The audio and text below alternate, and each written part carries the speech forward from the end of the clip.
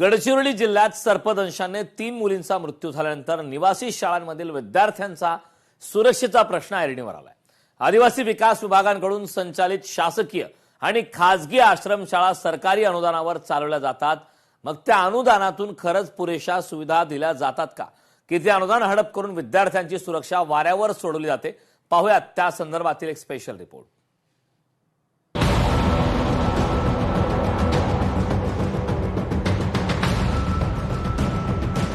आश्रमशाळांमधील अव्यवस्थेसाठी जबाबदार कोण?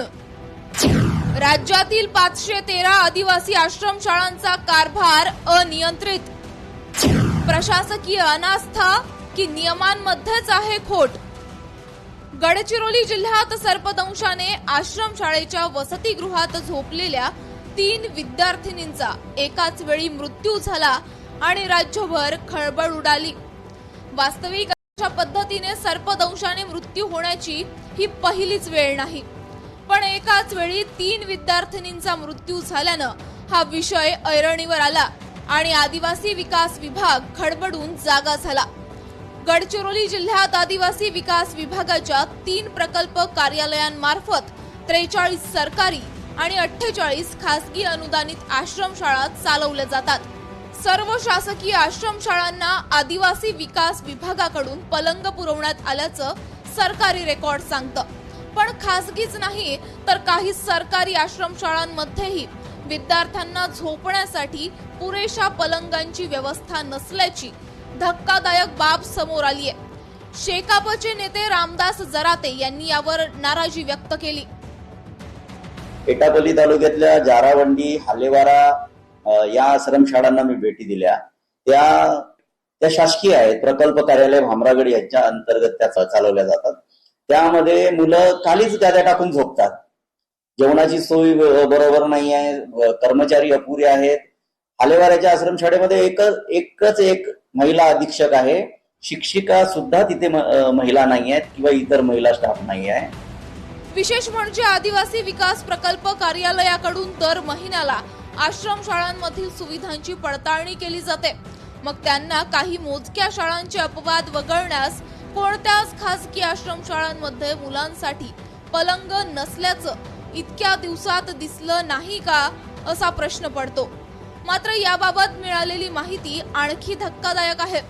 विद्यार्थ्यांना झोपण्यासाठी पलंग असावेत असं कुठलंही बंधन घालण्यात आलेलं नाही, त्यामुळे मासिक तपासणी अहवालात त्याबाबतची नोंदच घेतली जात नाही।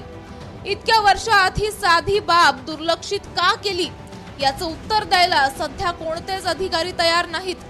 त्यामुळे विधान परिषदेचे विरोधी पक्षनेते अंबादास दानवे यांनी या विभागाच्या कारभारावर प्रश्नचिन्ह उपस्थित केलंय। या आदिवासी आश्रमशाळा मृत्यूच्या सापळा नाही होते ना। संस्था चालकाचं फक्त सरकारचं अनुदान लुटण्याचं काम आहे आणि अधिकाऱ्यांचं काम एवढंच काम आहे की या संस्था चालकांना लुटायचं। संस्था चालक सरकारला लुटतात, सरकारचे अधिकारी संस्था चालकाला लुटतात। अशा प्रकारचं महाराष्ट्रातल्या आश्रमशाळेचं हे विदारक सत्य आहे। आदिवासी विकास मंत्र्याला याच्यातून आपला हात झटकता येणार नाही। वास्तविक ग्रामीण भागात आणि दुर्गम भागात असणाऱ्या बहुतांश आश्रमशाळा गावाबाहेर जंगला शेजारी आहेत। त्यातही बहुतांश जुन्या शाळांमधील वसतिगृह तळमजल्यावर आहे। अशा ठिकाणी विद्यार्थ्यांना जमिनीवर गाद्या टाकून झोपवणं अत्यंत जोखमीचं आहे। ही बाब आदिवासी विकास विभागाने गेल्या अनेक वर्षापासून गांभीर्यानं घेतलेली नाही। जपतलाई आश्रमशाळेतील 3 विद्यार्थिनींच्या मृत्यूनंतर मुख्याध्यापक, वसतिगृह अधीक्षक आणि संस्थेच्या अध्यक्ष सचिवांवरही गुन्हे दाखल करण्यात आले, पण सुरक्षेच्या मूलभूत सुविधांकडे अनेक वर्षांपासून लक्ष न दिल्याबद्दल आदिवासी विकास मंत्री कोणावर ठपका ठेवणार हेही पाहणं महत्त्वाचं आहे। सर्व जबाबदारी त्या संचालक मंडळाची असते। संचालक मंडळाने केलेलं दुर्लक्ष असल्यामुळे त्यांच्यावर आज गुन्हे दाखल झालेले आहे। लवकरच ही अनुदानित आश्रमशाळेचे सर्व विद्यार्थी आमचे चांगल्या ठिकाणी आहे। शिक्षकासह आम्ही त्यांची व्यवस्था करू, त्यांना चांगलं दर्जेदार शिक्षण, गुणवत्ताप्राप्त शिक्षण, राहण्याची व्यवस्था 100% करू। केवळ कारवाई करून आश्रमशाळांचा कारभार सुधारण्याची शक्यता नाही, आता विद्यार्थ्यांना सुरक्षित वातावरण मिळण्यासाठी कोणकोणत्या सुविधा असाव्यात या बाबतीत नव्यानं नियमांची उजळणी करणं तितकंच महत्त्वाचं आहे।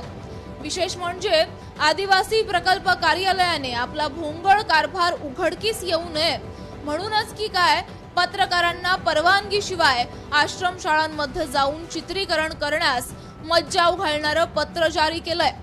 लोकशाहीच्या चौथ्या स्तंभाची ही मुस्कट दाबी तर नाही ना, अशी संतप्त भावना याबद्दल व्यक्त होतीये।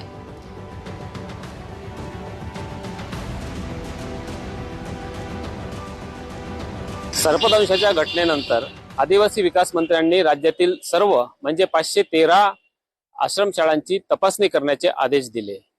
हे उशिरा सुचलेले शहाणपण असले तरी या निमित्तानं सर्व आश्रमशाळा किमान विद्यार्थ्यांच्या सुरक्षिततेच्या बाबतीत तरी परिपूर्ण होतील अशी अपेक्षा करूया। मनोज ताजने, लोकशाही मराठी, गडचिरोली।